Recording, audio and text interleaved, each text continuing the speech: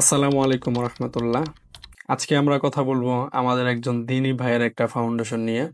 ফাউন্ডেশনটার নাম হচ্ছে তাকওয়া ফাউন্ডেশন বাংলাদেশ। আপনারা অনেকে হচ্ছে আমাদের গাজী ইয়াকুব ভাইকে চিনেন। তিনি হচ্ছে আমাদের শ্রদ্ধেয় বড় ভাই। তো আপনারা যারা ওনাকে চিনেন, ওনার সম্পর্কে আসলে বলার মতো তেমন কিছু নাই।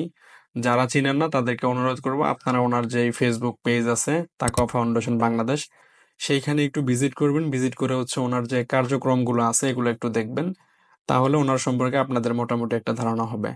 তো আজকে আমি যে উদ্দেশ্যে ভিডিওটা বানাচ্ছি সেটা হচ্ছে তাকওয়া ফাউন্ডেশন রমজান আসার পরেই মানে বিভিন্ন কার্যক্রম তারা বিভিন্ন জায়গায় করতেছে আলহামদুলিল্লাহ। তো দু একদিন যাবত আমি ফেসবুকে একটু স্ক্রল করলেই দেখতেছি তাকওয়া ফাউন্ডেশনের যে চমৎকার কাজগুলো এগুলো সামনে আসতেছে।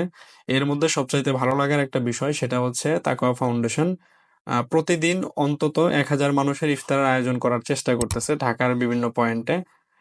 আমি যতটুকু জানি তারা হচ্ছে ঢাকার প্রায় 4টা পয়েন্টে হচ্ছে যারা একটু অসহায় মানুষ আছে, পথচারী যারা আছে, আপনার হচ্ছে রিক্সা চালক, তারপর পথচারী, সিএনজি চালক, অটো চালক, এমন যারা আছে তাদের জন্য তাকওয়া ফাউন্ডেশন ইফতারের আয়োজন করছে আলহামদুলিল্লাহ।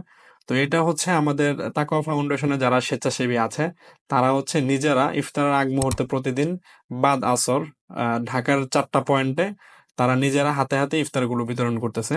তো আলহামদুলিল্লাহ পবিত্র রমজান মাসে এটা অনেক একটা মহৎ কাজ এবং প্রশংসনীয় উদ্যোগ। তো আপনারা যারা তাকওয়া ফাউন্ডেশন সম্পর্কে জানেন বা জানতে চান, আপনারা হচ্ছে তাদের যে ফেসবুক পেজ আছে সেটা একটু ভিজিট করবেন।